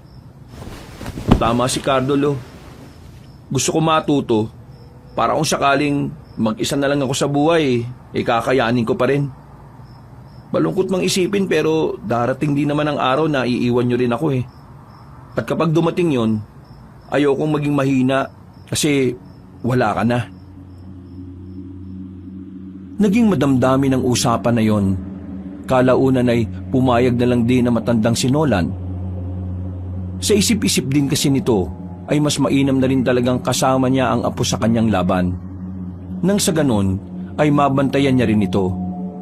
Hindi naging madali para kay Sebastian na tanggapin na siya ang sumira ng plano ng kanyang lolo tungkol kay Marilag. Noong gabing yon ay hindi na siya napakali. Mga bandang alauna nga ng madaling araw ay nakabalik na rin ang kanyang lolo at si Cardo. Pero ang kanyang utak ay hindi pa rin natatahimik. Bakit hindi ka pa natutulog? Yung kaibigan mo sa loob humihilik na oh. Pagod din kasi yan si Bekbek eh. Akala kasi namin kanina katapusan na talaga ng buhay namin, lo. Ikaw, ano bang gumugulo sa isipan mo? Naiinis pa rin ako sa sarili ko. Hindi ko kasi alam na may iba ka palang plano. Nasira ko patuloy. Huwag mo nang isipin yun na po. Nangyari na eh. Ang kailangan na lang natin isipin ngayon ay ang kung paano natin magagawa ang bagong ritual. Bukas ng gabi, kabilugan na ng buwan, ilalagay na natin ang mga pangontra sa bawat baryo at isasagawa natin sa gubat ang mga ritual ng maging epektibo ang mga proteksyon. Isasama niyo ba talaga ako? Oo, kailangan kita ron eh. Kasama din natin si Cardo. Lo? Paano kung malaman ng mga aswang na isasagawa mo na naman ang ritual para sa proteksyon? Yun ang dapat natin pagandaan. Dahil hindi ko rin man talaga alam kung ano mangyayari. Ito ang unang beses na gagawin ko ito. Kaya sana magawa ko rin ang nagawa ni Itay Muros. Napatango na lamang ang binatang si Sebastian. Matapos ang kanilang usapan, ay gumaan na rin ang pakiramdam niya. Kaya naman nakatulog na rin siya kalaunan. Kinaumagahan, maagang umalis ang kanyang lolo. Ang naiwan lamang doon ay si Cardo na siya namang maagang nagluto ng kanilang makakain. Gutom na kayo? Nagluto ako ng kamote. Walang mabilis sa palengke. Sarado ngayon. Bakit sarado? Lunis ngayon ah. Meron kasing kumakalat na chismis. Ang sabi, meron daw nakatirang aswang dito sa atin. Di ko nga alam kung bakit bigla na lang nagkaroon ng ganong kwento eh. Siguro, nagsimula yun nung napatay ng aswang yung lalaking maangas dito. Ah, si Tanoy? Oo, yun nga. Mukhang apektado na rin talaga ang baryo namin ngayon ah. Mas lalo naman yung baryo namin. Bakit? Nitong nakaraan lang kasi doon talaga may namataan na aswang. Bukod sa gubat ng Rosario, sa may gubat din ng baryo namin meron. Grabe no, talagang kumakalat na sila. At malakas ang kutob ko na nagmamanman sila sa mga baryo. Siguro inaalam nila kung ano ang pinakamadaling sakupin. Napalunok na lamang ng laway si Sebastian nang dahil sa kaba. Iniisip pa lamang niya ang kaguluhang magagawa ng mga nilalang na yon ay parabang nangihina na ang kanyang tuhod. Kaya naman pilit niyang kinukondisyon ng kanyang utak. Pilit niyang kinukumbinsi ang kanyang sarili na kailangan niyang tapangan para makatulong sa kanyang lolo. Mabilis na lumipas sa mga sandali. Sumapit na rin ang kinagabihan. Nakahanda ng lahat ng gagamitin ni Mang Nolan sa pagsasagawa ng ritual. Bandang 7:00, naghiwalay na sila ng landas. Si Mang Nolan ay dumirekta sa gubat, habang si Sebastian at Cardo naman ay pumunta sa mga kalapit na baryo. Kailangan kasi nilang maitusok sa lupa ang kapiraso ng kawayan na nagtataglay ng proteksyon. 4 na lang ang ilagay natin. Kailangan mailagay na natin ito sa mga baryo bago matapos ang ritual ng lolo mo. Ayos lang kaya si lolo doon? Paano kung biglang may pumigil sa kanyang aswang? Kaya nga kailangan natin bilisan para mapuntahan na natin siya kaagad. Habang naglalakad sila, biglang may huminto na sidecar o padyak sa gilid nila. Nakita nilang si Bekbek pala ang nagmamaneho noon. Nakangiti sila nitong tinawag. Hoy, ano? Sabay na kayo? Uy, may kailangan pa kaming puntahan eh. Maatid mo ba kami? Narinig ko yung usapan nyo. Kaya alam ko yan. Sakay na! Sige, maraming salamat pre ah. Para din naman to sa lahat, di ba? Ako nang bahala. Malakas ako pumadyak. Tila naging hulog ng langit para sa kanila ang lalaking si Bekbek. Maya-maya lang ay agad na rin nilang napuntahan ng isa pa. Ganon din ang pangalawa at pangatlo. Pero nang nasa pang-apat na baryo na sila, dito na magbabago ang lahat. Narito na tayo. Salamat pre ah. Hintayin mo na lang ba kami rito? Ayoko na maghintay. Nasama na lang ako siguro para makaramdam ako ng kakaiba. Bakit? Anong problema? Ewan, parang bigla lang akong kinabahan eh. O sige na, pumasok na tayo. Kailangan na natin magmadali. Hindi na nagsayang ng panahon ng tatlong lalaki. Nagtungo na sila sa harapan ng baryo at naghanap ng magandang pwesto. Maya-maya lang, naitusok na rin nila ang proteksyon sa lupa na malapit sa taniman ng bawang. Palis na dapat sila nang biglang nasa harapan na pala ng padyak ang babaeng si Marilag. Agad silang napatigil. Kinuha naman agad ni Cardo ang itak. Sige, lapit! Masubukan na rin natin tong bagong hasa akong itak. Mukhang nakapagsumbong na sa inyo ang lalaking si Sebastian ah. Matagal nang alam ni Mang Nola na aswang ka. Pinapasakay ka lang niya. Mas swerte ka lang eh. Wala ka ngayon sa tabi niya. Alam niya na aswang ako? Oo, alam ng lolo ko na aswang ka. Niloloko at nililinlang ka lang niya para makakuha siya ng impormasyon. Walang yung matandang yun ah. Hindi ko siya mapapatawad. Oh, bakit ka nagagalit? Nagpanggap ka rin naman na bilang normal na tao ah. Kahit na ang totoo, isa ka namang halimaw na pangit. Eh kung patayin ko na kagad yung aswang na yan, ginagalit niyo ba talaga eh? Akong bahala. Sige, tutulungan kita. Eh di sige, yan ang gusto mo eh. Nagsimulang umatake sa kanila ang babaeng aswang. Agad namang itinulak ni Sebastian si Bekbek sa gilid. Sa kamalas-malasan ng binata, naasubsob ito sa dumi ng kalabaw sa gilid. Samantala, hinarap naman ni Cardo ang babae. Sinubukan niyong patamaan ng kanyang itak, pero masyadong maliksi ang aswang. Hindi yun matamaan kaya ang ginawa ni Sebastian, lakas loob na nilapitan ng aswang. Nang makakuha ng tamang pagkakataon ay agad niya yung sinuntok ng malakas sa ulo. Pero sa halip na masaktan si Marilag, si Sebastian pa ang nasaktan sa ginawa niya. Ang tigas kasi ng ulo ng babae.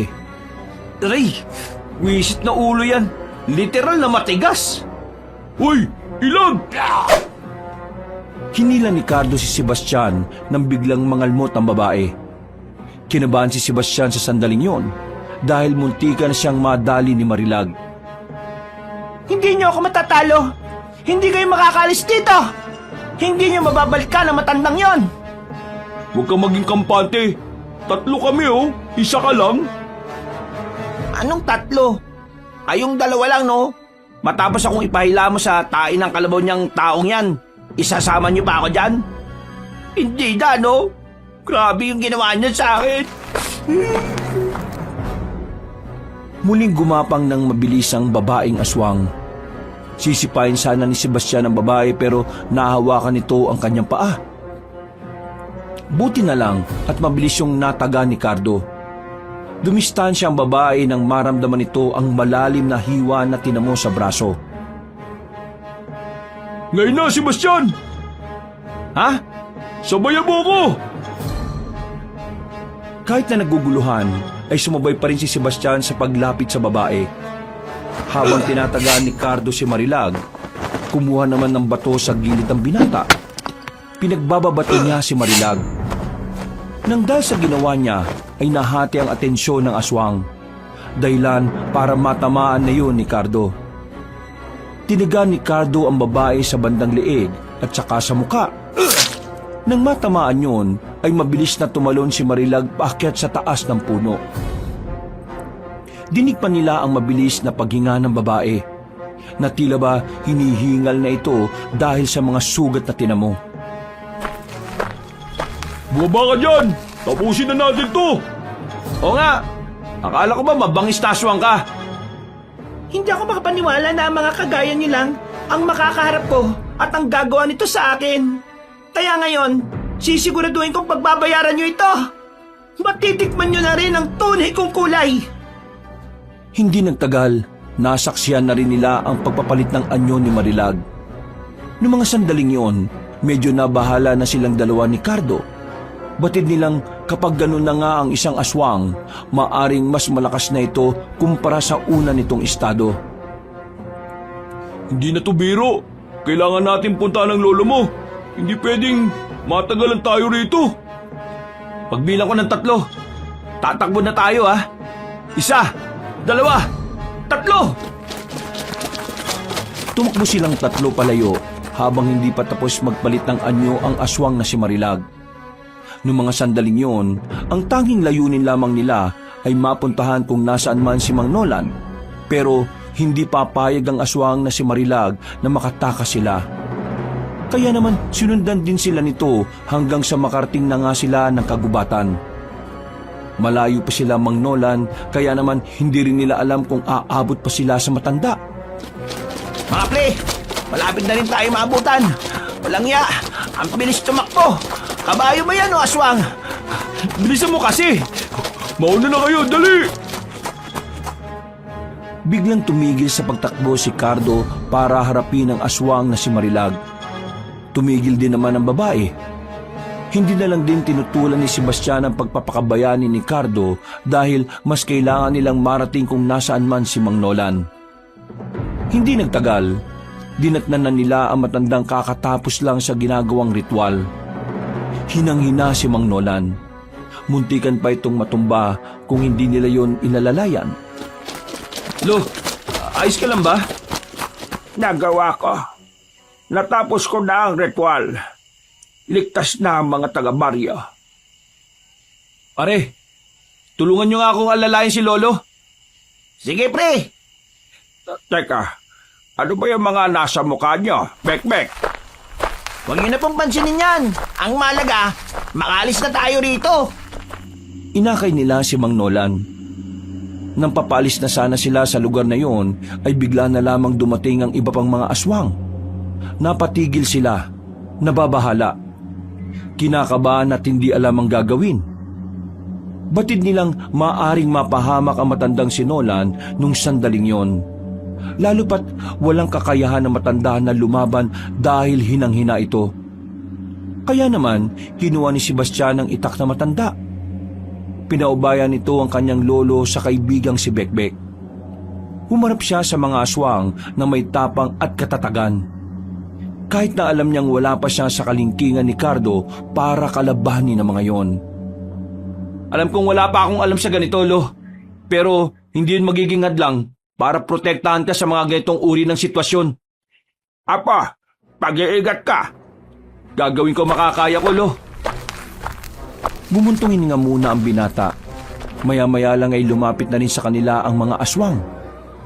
Walang pag-aalinlangan na inatake ni Sebastian ang mga yon. Bara-bara niyang winasiwas ang sandata. Meron naman siyang tinatamaan, pero hindi niya matamaan lahat. May iba pa na nakakalusot at ilang sandali nga lang din, tinamaan din siya ng isang aswang sa bandang braso. Sebastian! Huwag mo ko intindihin, Lo. Malayo to sa bituka. Pag-iingat ka. Mamaya, mas malapit na yan sa puso. Ilang sandali lang, nakita na lamang nilang mas dumami na ang aswang na nakapalibot kay Sebastian. Sa puntong ito, ramdam na ng binata na hindi na niya kakayanin yon. Pero dahil wala naman siyang magagawa, kailangan niyang harapin ang mga yon kahit buhay pa niya ang maging kapalit. Huminga siya ng malalim kahit na nararamdaman niya pa ang hapdi sa kanyang braso.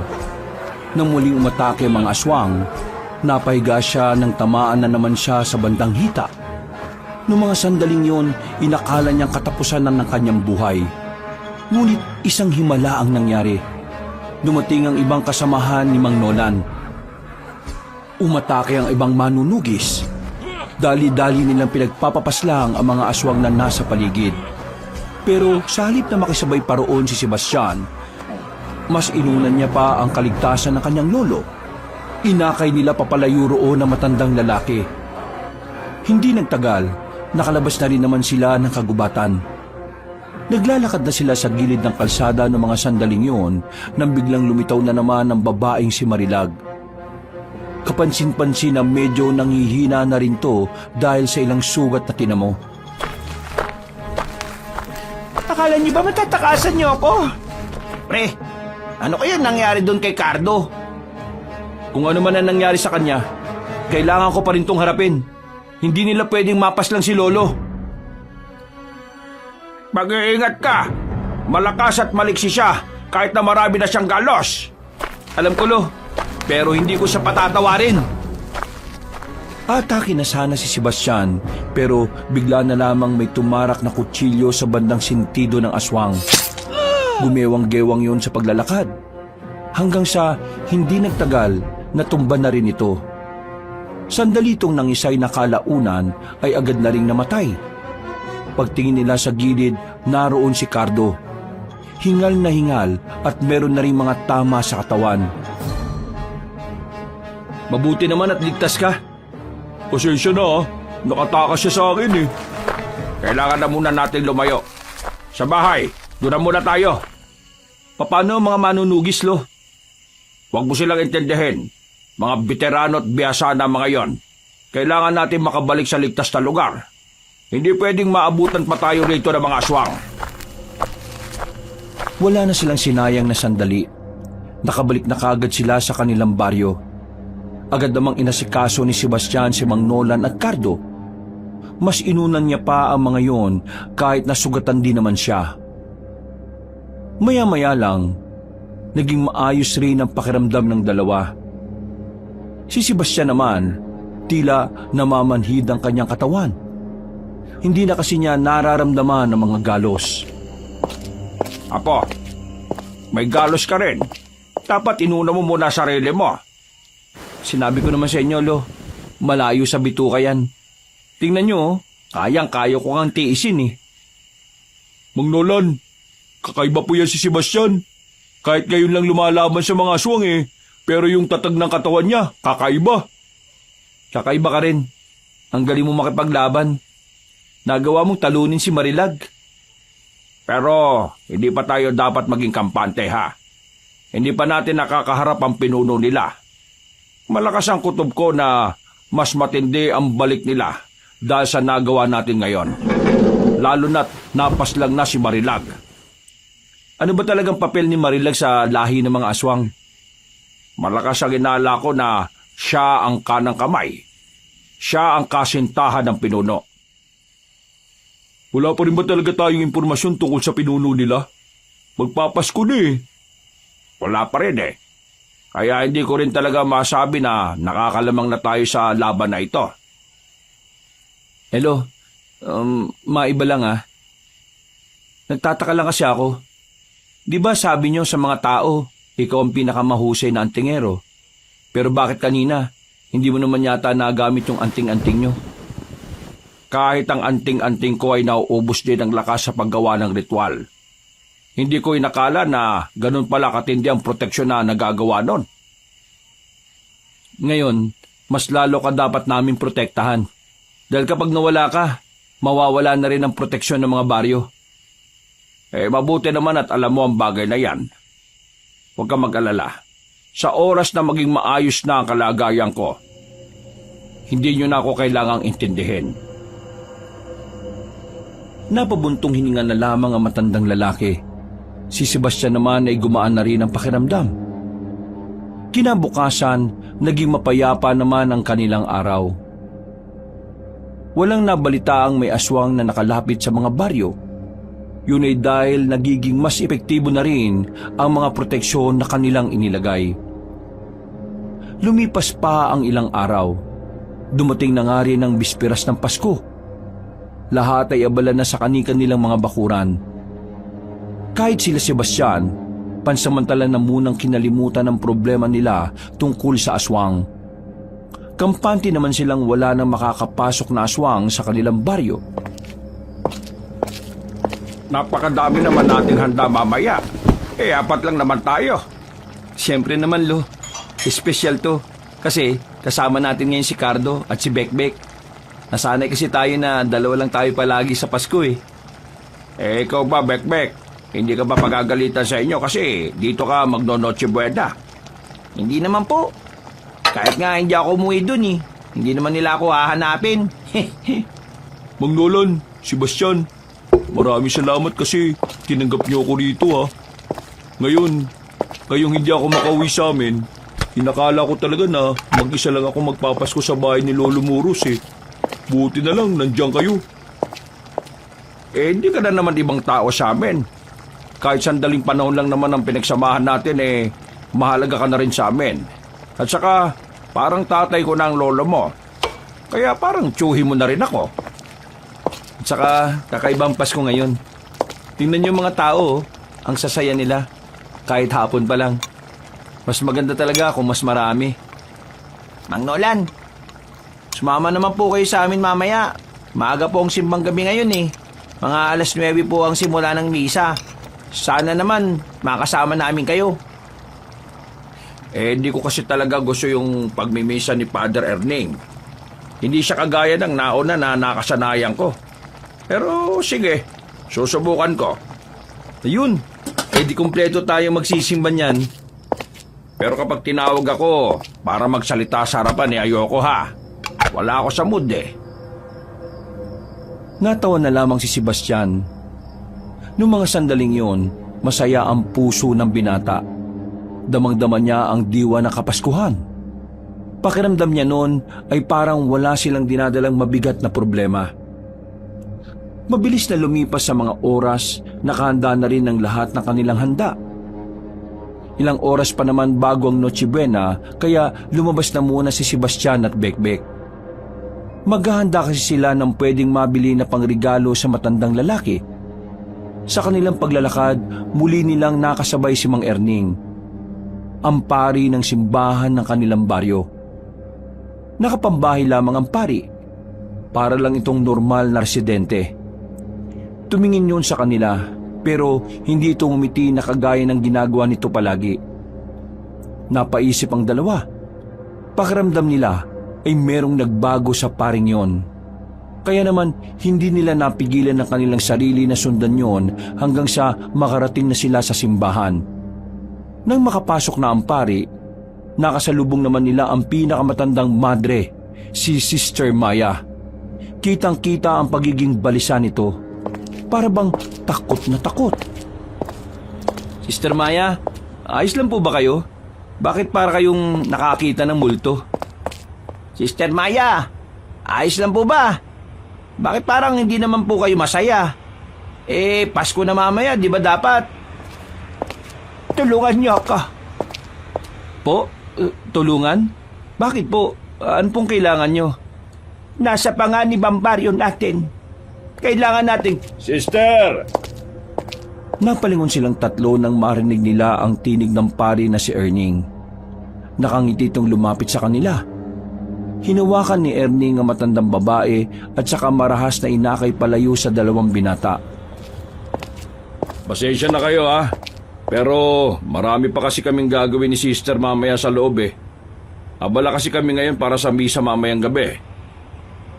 Ayos lang po, Father Erning. Bago makaalis sa mga yon, tumingin pa sa kanila ang madreng matanda. Tila meron itong gustong sabihin sa kanila na hindi nito mabigkas. Bagay na nagdulot ng palaisipan sa kanilang magkaibigan. Tingin mo, ano kaya yung sinasabi ni Sister Maya? Di ko rin alam eh. Pero parang masama ang pakiramdam ko dito. Anong gagawin natin? Oobserbahan natin si Sister Maya. Kailangan natin siya makausap. Paano kung pagalitan tayo ni Father Erning? Bakit naman niya tayo pagagalitan eh? Gusto lang naman natin makausap si Sister Maya. Hihintayin natin kung kailan siya magkakaroon ng libreng oras. Kahit na alam nilang hindi tamang manmana ng mga madre sa loob, pasimple silang lumapit ng simbahan at sumilip doon. nakita niyang abala ang mga yun sa pagdedekorasyon. Habang naghihintay sila sa gilid, sa hindi inaasahang pagkakataon ay bigla na lamang lumitaw ang matandang pari na si Erning. Nasa likuran na pala nila yon. Hindi nila namalayan. Nagtataka rin sila kung papaanong napunta roon ng pari samantalang nakita nila yon sa loob ng ilang minuto lang ang nakalipas. Ano ang ginagawa niyo riyan? Wala po. Pinapanood lang po namin kung paano nila ginagawa yung mga dekorasyon. Opo, iyon na nga po. Pinapanood o may iba kayong gustong gawin? Wala naman po. Tandaan niyo, masama ang nagsisinungaling. Nakatingin sa inyo ang Panginoon. Kanina po kasi, nag-aalala po kami kay Sister Maya. Parang may gusto po siyang sabihin sa amin eh. Huwag yun ang alalahanin si Sister Maya. Meron lang siyang pinagdaraanan ngayon. Naalam ko naman na malalagpasan niya yan sa tulong ng ating pinakamamahal na Panginoon. Sigurado po ba kayong nasa maayos na kalagayan po siya? Oo naman. Hindi ba kayo naniniwala sa sinasabi ko? Tingin niyo ba magsisinungaling ang kagaya kong alagad ng Diyos? Pasensya na po. Nag-aalala lang talaga po kami kay Sister Maya. Wala kayong dapat na ipag-alala. Hanggat nasa bahay siya ng ating Panginoon, ay walang mangyayaring masama sa kanya. O siya, sige na. Umuwi na kayo sa inyong tahanan. Maya-maya ay sasapit na ang Kapaskuhan. Kaya dapat ang intindihin ninyo ay ang biyayang handog sa atin ng Panginoon mamaya. Wala nang nagawa ang dalawa, pero hindi pa rin kumbinsido si Sebastian sa sinabi ng pari. Malakas talaga ang kanyang kutob na hindi maayos ang lagay ng madre na si Maya. Mabilis na lumipas ang mga oras. Sumapit na rin ang kinagabihan. Halos lahat ng tao sa mga sandaling yun ay naghahanda na para sa darating na simbang gabi. Pero hindi pa rin mapakali ang binatang si Sebastian ng mga sandaling yun. Bagay na napansin na ni Cardo kaya lumapit na ito sa kanya. Pre, ayos ka lang ba? Kanina pa kita napapansin na para kang malalim ang iniisip ah. Tulala ka eh. Hindi ka rin mapakali kanina. Anong nangyayari? Pre, huwag ka na munang maingay kay Lolo ah. Hindi pa kasi ako sigurado eh. Ano yun? Kanina kasi si Sister Maya, nasabi niya sa amin na nasa panganib ang baryo natin. Sinabihan niya kami na kailangan niya ng tulong. Tapos, nang sasabihin na niya yung dahilan kung bakit, ibigla na lang siyang tinawagan ni Father Erning. Parang pinipigilan niya si Sister Maya na masabi yung gusto niyang sabihin sa amin. Naghihinala ka ba na may ginagawang hindi maganda itong pari na to? Hindi ko alam pero oo. Para kasing may nangyayari hindi tama eh. Gusto mong manmanan ko yung pari? Pwede mo bang gawin yon? Oo. Basta, manatili ka lang sa tabi ni Mang Nolan ha. Mas maghihinala ang paring yun kapag napansin niyang wala ka mamaya sa simbahan eh. O sige pre, maraming salamat ha. Hindi kasi talaga mapakali ang kalooban ko eh. Tumango na lamang si Cardo sa kanya. Mga ilang sandali lang ay lumarga na rin sila para makapagsimba. Marami-rami ang tao nung gabing yon. Huling simbang gabi na kasi, kaya dinumog talaga ang simbahan. Karamihan sa mga taga-baryo ay iniwan ang mga bahay nila para lamang doon. Nagsimula naman ng mapayapa ang misa. Normal lang na nagsisermon ang paring si Erning. Pero ilang minuto na ang nakalipas, hindi pa rin napapansin ni Sebastian ang lalaking si Cardo. Kaya habang abala ang lahat sa misa, nagpaalam siya sa kanyang lolo na iihi lamang. Pero ang totoo ay hahanapin niya si Cardo sa palibot ng simbahan. Malaki ang simbahan, kaya may mga parte ng paligid nito na madilim lalo na sa bandang likuran. Sa parting yun, meron ding mga bahay kung saan doon tumutuloy ang mga madre. Walang ilaw ang mga kabahayan na yon dahil lahat ng madre ay nasa misa. Kaya marahang naglalakad si Sebastian habang hinahanap si Cardo. Saan naman kayo nagpunta yung isang yun? Nakakainis naman talaga oh. Kaunting lakad pa niya ay bigla na lamang may humablot sa kanya. Tinakpan nito ang kanyang bibig. Huwag ka maingay, si Cardo to. Wisit ka. Kinabahan ako sa'yo. Pasensya na pero kailangan kitang hilahin papunta rito eh. Ha? Bakit? Ano bang nalaman mo? Nakikita mo ba yung liwanag na yon? Oo. Ano ba yun? Parang kubo pero mahaba. May mga nandyan sa loob.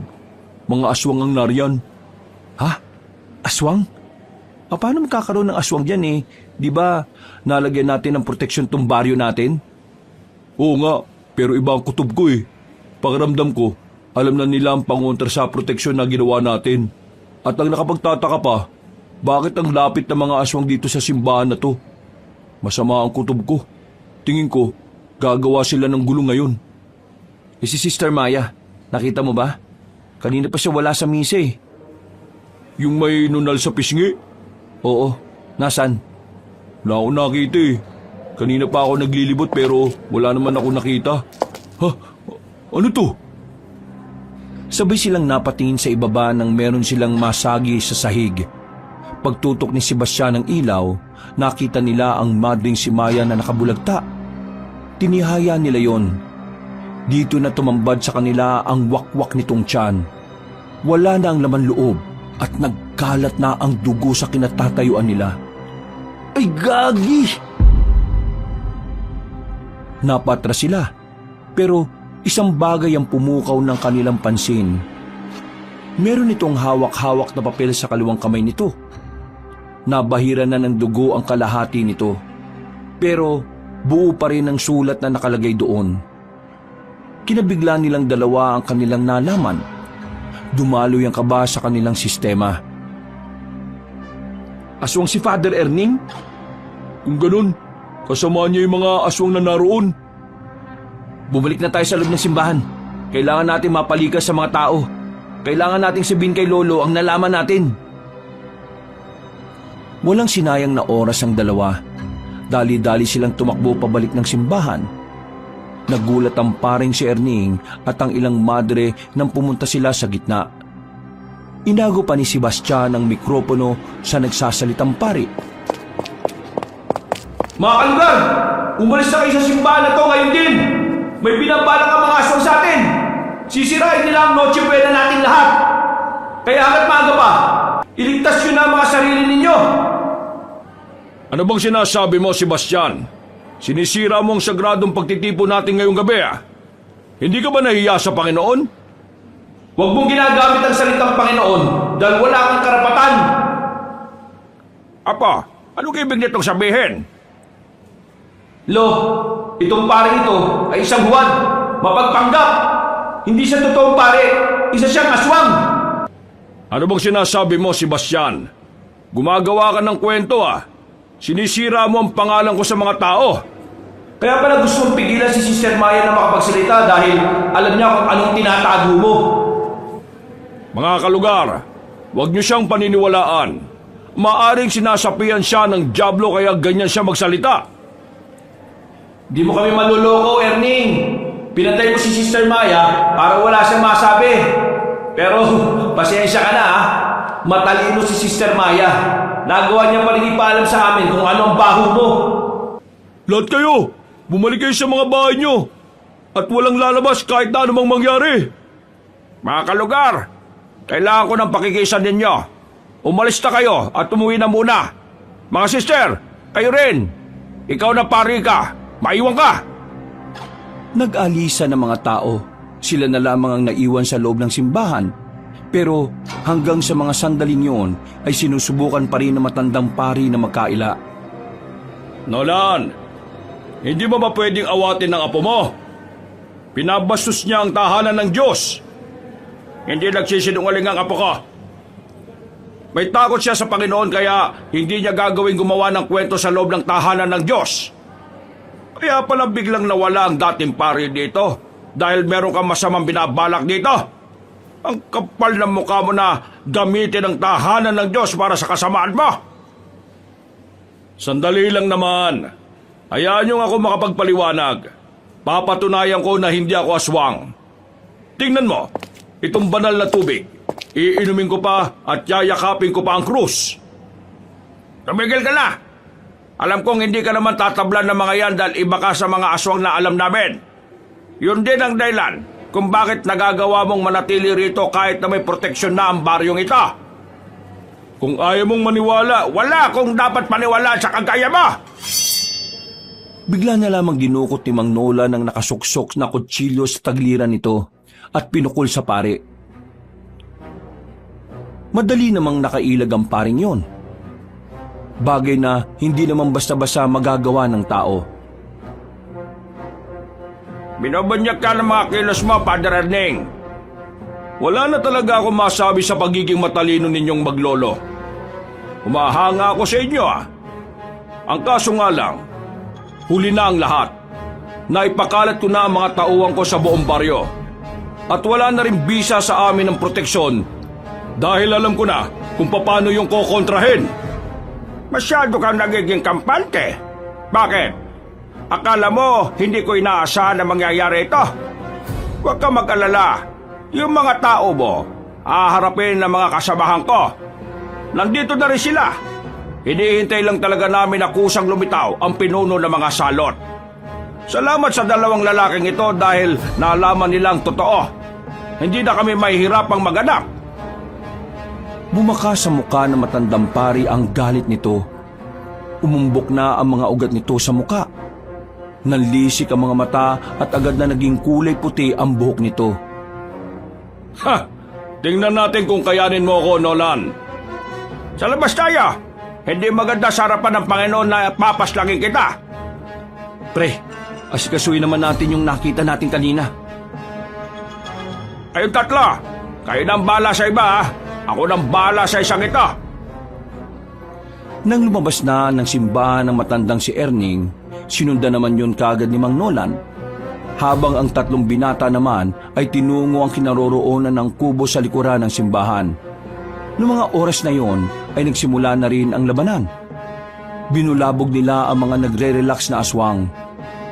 Nataranta ang mga yon dahil hindi nakapaghanda ang mga aswang at agad na nila yung pinulbos. Maya-maya pa, dumating na rin ang mga aswang. Sumagupa rin naman ang iba pang manunugis. Nakipagsabayan din naman sila sa kalaban. Si Sebastian, para bang nasanay na lang din siya sa sitwasyon. Kahit na hindi pa gaanong marunong, nagagawa niya ring makipagsabayan sa mga aswang. Si Cardo naman ang tila nagiging pinuno nila. Ito ang nangunguna sa pakikipaglaban at talaga namang hindi nagkakaroon ng pag-aalinlangan. Habang si Bekbek hindi man lang makatama, mahina ang paghataw ng itak ng dahil sa takot. Kinakabahan at bahagyang naduduwag. Kailangan mong tapangan, pre. Kapag hindi natin sila natalo, mapapahamak ang mga tao rito. Mapapahamak ang mga pamilya natin. Oo, hindi na ako maduduwag. Bumuntong hininga na lamang si Sebastian at saka bumalik na rin sa labanan. Naisip niyang puntahan ng kanyang lolo. Nadatnan niya ang dalawang matanda sa isang kanto na kung saan isang malaking poste ng ilaw ang nagsisilbi nilang liwanag. Bakit ka nandito? Tutulungan kitang talunin ng isang yan, Lo. Sige, ngayon lang ako hihingi ng tulong sa iba. Bakit? Hindi ba hindi gumagana sa akin ang mga anting-anting mo? Wala ka naman palang binatmat Wala kang magagawa kung wala ang anting-anting mo. Totoo ba sinasabi niya, Lo? Pero wala naman akong pakialam. Kasi kayang-kaya ko siyang labanan kahit wala yung anting-anting. Agad na lumusob si Mang Nolan. Nakakailag naman sa kanya ang aswang na si Erning. Pero sa hindi inaasahang pagkakataon, tumilapon na lang bigla si Mang Nolan. Nagawa itong sipain ni Erning. Hindi rin naman nagsayang ng sandali si Sebastian. Lumusob siya para tulungan ng kanyang lolo. Nang tagain niya ang matandang aswang, hindi niya inaasahan na nakalapit ito sa kanya.